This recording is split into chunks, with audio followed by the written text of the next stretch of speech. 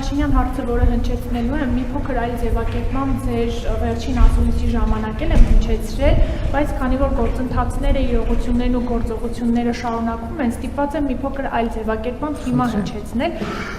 Ինչպես է ստացվում, որ ամեն անգամ, երբ Ադրբեջանի հոգևոր առաջնորդ Ալաշքյուր Փաշազադեն անդրադառնում է հայ առաքելական եկեղեցուն, նշելով, որ խաթարում է խաղաղության գործընթացը, Երևանում պրոցեսներ են սկսվում, կալանավորվում են հոգևորականներ, հնարավոր է, որ ձեր կողմից հայ առաքելական եկեղեցու վրա հարձակումը Ադրբեջանի հետ խաղաղության գործընթացի մի մաս է կազմում։ Նախ սկսենք նրանից, որ իմ կողմից հայ առաքելական եկեղեցու վրա հարձակում չկա։ Ես ուզում եմ մենք արձանագրենք հետևյալը։ Ուրեմն հայաստանյաց առաքելական Սուրբ եկեղեցու թղթերում որևէ տեղ գրած չի, որ կաթողիկոսի պաշտոնում գտնվող անձը եւ եկեղեցին նույնական են։ Որևէ տեղ գրված չի, որ եպիսկոպոսը եւ եկեղեցին նույնական են։ Հայաստանյաց առաքելական եկեղեցու պատմության մեջ եղել են մի շարք, եթե ոչ բազմաթիվ դեպքեր, երբ օրինակ կաթողիկոսը պաշտոնանկ է արվել, հրաժարական է տվել եւ գնացել։ Այսինքն իսկ ինչ է տեղի ունեցել դրանից հետո։ Դրանից հետո ինչ է տեղի ունեցել, մենք դրա արդյունքում եկեղեցին փլուզվել է, ոչ չի փլուզվել։ Էլ չեմ ասում նախկինում Հայաստանում դեպքեր եղել են, երբ որ եպիսկոպոս քրեական պատասխանատվության է ենթարկվել եւ տարիներ է անցկացրել բանտում։ Հիմա իմիջայլոց, եթե ես իմ լրագրողական տարիներից եմ դա հիշում, բայց ես հասկանում եմ, որ մեր իրականության մեջ այդ հիշողությունը չկա։ Քրեական օրենսգրքով առնվազն կալանավորվել է եւ երկար ժամանակ, չգիտեմ, դատավճիռ եղել է, թե չէ։ Եթե չեմ սխալվում, նույնիսկ անունը կարող է հիշեմ։ Կարծեմ Ասողիկ Սրբազան եւ Ասողիկ եպիսկոպոսը կալանավորվել է քրեական օրենսգրքով, եւ դա ինչ է տեղի ունենում։ Ինչ վերաբերվում է ձեր հարցին, որ հնարավոր է, ոչ հնարավոր չի։ Որտեղ նման բան չի կարող տեղի ունենալ։ Հիմա եթե դուք ես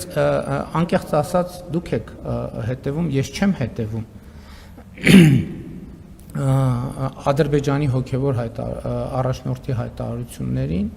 եւ ես բան չունեմ ասելու, ես գուցե շատ մեծ թերություն է, բայց ես չեմ հետևում։ Նույնիսկ միջազգային հարթակներում Ադրբեջանի հոգևոր առաջնորդի արած հայտարարություններին եւ եթե ուզում եք որևէ գործողություն համադրել որևէ այլ գործողության մեջ, ասենք այսօրվա իմ բրիֆինգը կարող է համընկնել տասնյակ իրադարձությունների հետ Ադրբեջանում, Թուրքիայում, Իրանում, Ռուսաստանում, Վրաստանում, Միացյալ Նահանգներում, Մերձավոր Արևելքում, Իսրայելում, Գազայի գոտում, Պաղեստին, ուր ասեք, Ալժիրում, Նամիբիայում, Անգոլայում, Ավստրալիայում, նույնիսկ Անտարկտիդայում եւ Հյուսիսային Բևեռում, նույնիսկ Մեծ Բրիտանիայում եւ Նոր Զելանդիայում,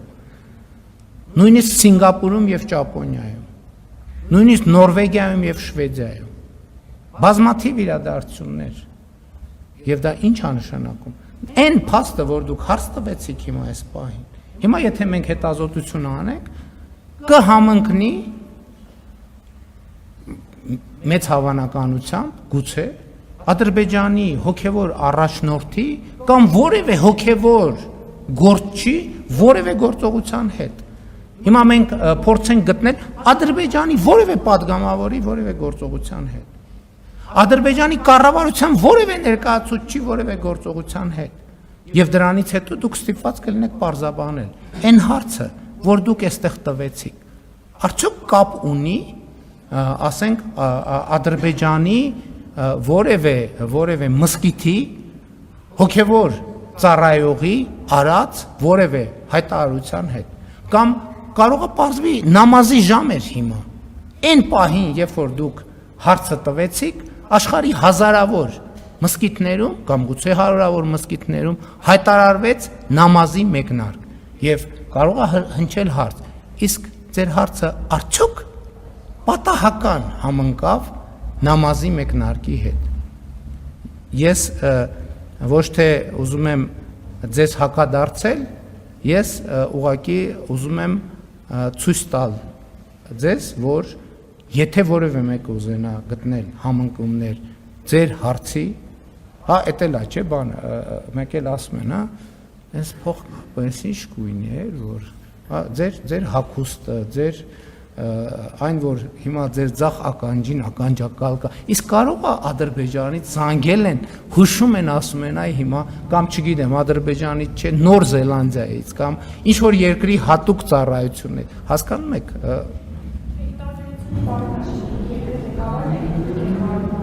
Ներողություն եմ խնդրում, իմ այդ թերության համար ես ձեզնից ներողություն եմ խնդրում, որ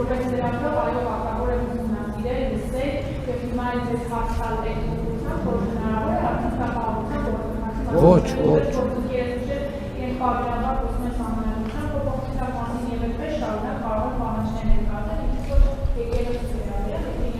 Ոչ։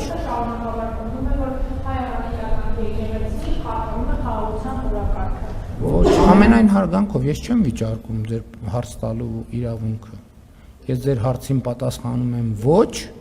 եւ հիմնավորում եմ թե ինչու ոչ։ Պարոն վարչապետ, դուք լրագրողին պատասխանելիս ասում եք կարող է ձեր հարցնել համընկնի Ադրբեջանում այս պահին անցկացվող նամազի հետ, բայց մենք տեսնում ենք, որ ձեր քննադատությունները ուղղված ամենայն հայոց կաթողիկոսի մյուս հոգևորականներին համընկնում է իրավապահների գործողությունների հետ։ Լրագրողը այս դեպքում Ադրբեջանում նամազ անցկացնելու հետ կապված լիազորություններ չունի, բայց դուք ԱԱՑ-ին, մյուս իրավապահ համակարգին ի պաշտոնե ցուցումներ տալու լիազորություններ ունեք։ Հիմա այստեղ հարց է առաջանում, արդյոք դուք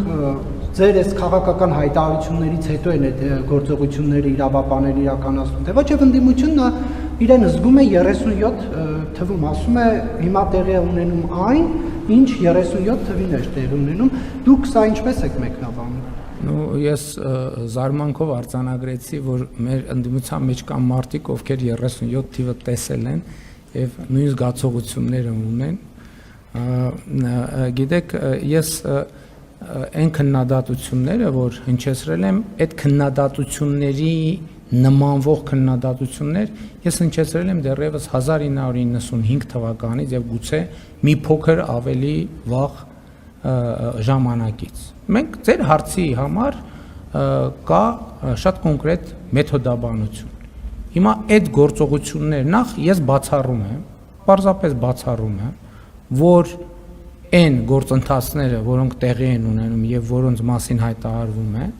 դրանք որևէ կերպ դուրս լինեն իրավական ընթացակարգերի եւ օրենքի շրջանակներից։ Ես դա պարզապես բացառում եմ։ Երկրորդը, ենթադրում եմ դուք ավելի շատ փաստեր կունենաք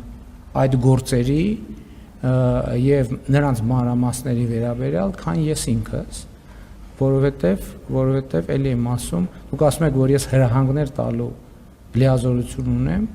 ես ոչ բոլորին հրահանգներ տալու լիազորություն ունեմ,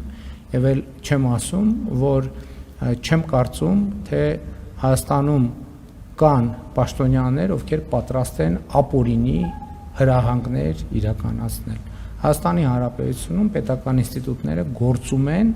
իրենց լիազորությունների եւ իրենց վերապահված իրավունքների շրջանակում։ Նույնիսկ եթե հրահանգ տրվի, ով է այդ հրահանգի ապօրինի գործողության պատասխանատվությունը, ով է վերցնելու։ Չկա նման բան պարզապես չկա նման բան։ Եվ էլի, գիտեք, Հայաստանում մի այսպիսի բան կա, մի այսպիսի երևույթ կա։ Կարող է պարզվի, որ քրեական պատասխանատվությունից խուսափելու լավագույն ձևը ընդդիմադիր քաղաքական գործունեություն ծավալելն է։ Դե դառնում ես ընդդիմադիր, իմանալով, որ դու օրենքի հետ այս խնդրեմն ունես, այն խնդրեմն ունես, այն խնդրեմն ունես, այն խնդրեմն ունես, եւ բան չի պատահի, շատ լավ։ Իսկ եթե այդ հանկարծ այդ ամեն ինչ կբացահայտվի, խնդրեմ իհարկե ամենալավագույն ձևը։ Ես այս վերջերս ասեցի, այդ տենց մի անց կար, որ պաշտոնյա էր մեր ստեղծած կազմակերպությունում, հենց հայտնվեց հետախուզման մեջ, պարզվեց, որ ամբողջ կյանքը ընդդիմադիր ա եղել։ արդեն սկսեց ուրիշ ձևով խոսալ իմ մասին, այսինքն տպավորություն է, որ տենց 37 թվից մինչև այսօր ընդդիմադիր քաղաքական գործունեություն են ծավալ։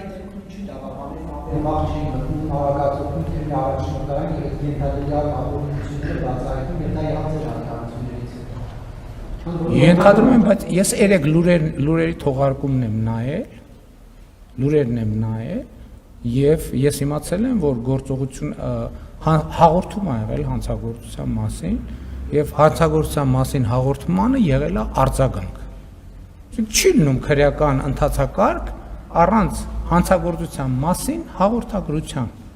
Ինչու չեն արել։ Ենթադրում եմ հանցագործության մասին հաղորդման բացակայության պատճառով, այսինքն տեղեկություն չի եղել, այտենց չի լինում, որ իրավապահներն ասում են, մեկ էլ ասում են, մտնենք մի հատ այս դուռը տենանք, ինչ կա դռան հետ։ Իհարկե այդպիսի ռեժիմեր ենթադրում եմ օպերատիվ հետախուզական գործունեության մասին օրենքի շրջանակներում կարող է լինել, բայց առնվազն լուրերի երեկվա թողարկման կամ այն ինչ որ ես երեք հասկացա, այդ տրամաբանությունն է։ Բայց դա դուք էլ պետք է իմանայիք, ինչ եք ինձ հարցնում։